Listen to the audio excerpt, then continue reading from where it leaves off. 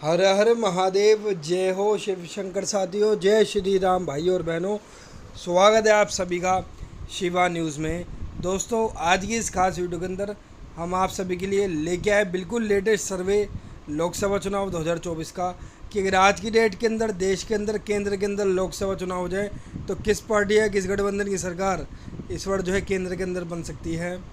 दोस्तों, 4 चरणों के मतदान जो है देश के अंदर हो चुके हैं। लगभग आधे से ज़्यादा सीटों पर जो है चुनाव इस बार हो चुका है। मगर आज की इस खास वीडियो के अंदर, इस खास सर्वे के अंदर हम आप सभी के लिए देश की पूरी 543 लोकसभा सीटों का सर्वे लेके आए हैं कि अगर आज की परिस्थिति में देश के अंदर लोकसभा चुनाव हो जाते हैं तो क्या इंडिया गठबंधन इस बार केंद्र के अंदर अपनी सरकार जो है एक साथ मिलकर स्थापित कर पाएगा, या फिर एक बार लगातार तीसरी बार देश के अंदर बीजेपी भारतीय जनता पार्टी की सरकार केंद्र के अंदर बनेगी। और साथ ही के साथ अन्य राजनीतिक दलों की इस बार क्या स्थिति रह सकती है, इन सब के बारे में हम सब इस खास सर्वे के अंदर बात करेंगे। तो जल्दी से शुरू करते हैं अपनी इस खास वीडियो को।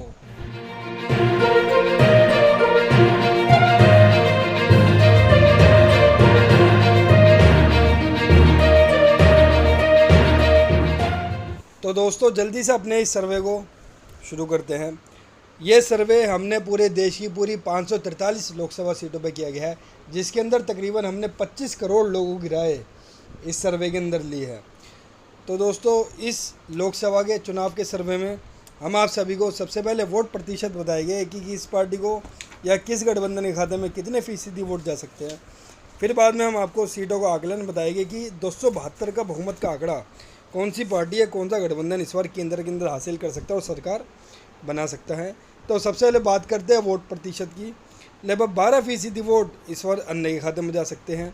केवल 41% वोट पे पूरा भारतीय जनता पार्टी की अगुवाई वाला एनडीए गठबंधन इस बार सिमट के रह सकता है, जो कि बहुत बड़ा झटका है नरेंद्र मोदी के लिए और बीजेपी के लिए, क्योंकि पिछली बार के लोकसभा चुनाव में इन्होंने 52-53% के करीब वोट जो है हासिल किया था, जो कि इस बार घटकर केवल 41% पे ही सिमटता रह रहा है। और सबसे ज़्यादा 47% वोट जो है कांग्रेस की अगुवाई वाला इंडिया गठबंधन हासिल कर सकता है। यानी कि साफ तौर पे दिखाई दे रहा है कि अगर आज की डेट के अंदर पूरे देश के अंदर, हिंदुस्तान के अंदर लोकसभा चुनाव हो जाए तो वोट परसेंटेज के मामले में इंडिया गठबंधन सबसे आगे दिखाई दे रहा है। कोई भी इनको टक्कर देता हुआ नज़र नहीं दिख रहा है। लगभग 6% वोटों की बहुत ही बड़ी और ज़बरदस्त बढ़त राहुल गांधी की अगुवाई वाली कांग्रेस ने, इंडिया गठबंधन ने भारतीय जनता पार्टी के ऊपर बना के रख रखी है। तो दोस्तों, ये तो बात थी वोट प्रतिशत की, जिसमें साफ तौर पे दिखाई दे रहा है कि 2019 के लोकसभा चुनाव के मुकाबले 2024 के चुनाव में परिस्थितियाँ काफ़ी ज़्यादा बदली हुई दिखाई दे रही है। इंडिया गठबंधन यानी कि कांग्रेस की अगुवाई वाला गठबंधन 2019 को आंकड़े को पछाड़ते हुए सबसे आगे दिखाई दे रहा है और बीजेपी दूसरे नंबर पर खिसकती हुई दिख रही है। यानी कि एनडीए गठबंधन के ऊपर अच्छी खासी बढ़त उन्होंने बना रखी है। दोस्तों, बात करते हैं कि अगर इस वोट परसेंटेज को हम सीटों में कन्वर्ट करते हैं, यानी कि ट्रांसलेट करते हैं, तो 543 में से 272 सीटों का जो बहुमत का आंकड़ा, हम सभी जानते हैं कि 200 बहुमत के आंकड़े से केंद्र के अंदर सरकार बनती है।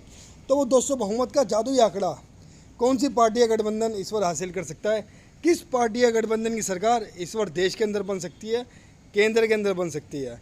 अगर आज की डेट के अंदर देश के अंदर लोकसभा चुनाव हो जाए तो महज 35 सीट ही अन्य राजनीतिक दलों के इस बार खाते में जा सकती है। केवल 192 सीट पे पूरा भारतीय जनता पार्टी के अगुवाई वाला एनडीए का गठबंधन सिमट के रह सकता है। यानी कि साफ तौर पे दिखाई दे रहा है कि अगर आज की डेट के अंदर, आज के माहौल के अंदर पूरे देश के अंदर लोकसभा चुनाव हो जाए तो भारतीय जनता पार्टी की अगुवाई वाली एनडीए की सरकार देश के अंदर से जाती हुई दिखाई दे रही है। मात्र 192 सीट पे पूरा गठबंधन सिमट के रह सकता है, जो कि बहुत बड़ा झटका है बीजेपी के लिए, एनडीए के लिए। यानी कि अगर यह आंकड़ा साफ तौर पर नतीजों में बदलता है तो निश्चित रूप से भारतीय जनता पार्टी की केंद्र में से सरकार जा सकती है। नरेंद्र मोदी इस विदाई साफ तौर पे तय दिखाई दे रही है।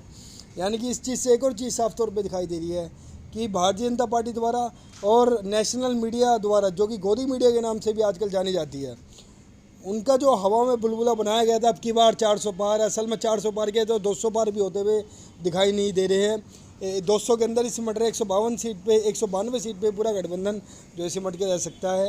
यानी कि साफ तौर पे दिखाई दे रहा है कि ज़मीन पर हालात कुछ और है। ज़मीनी हालात ये है कि बदलाव के संकेत साफ तौर पे दिखाई दे रहे हैं देश के अंदर, केंद्र के अंदर।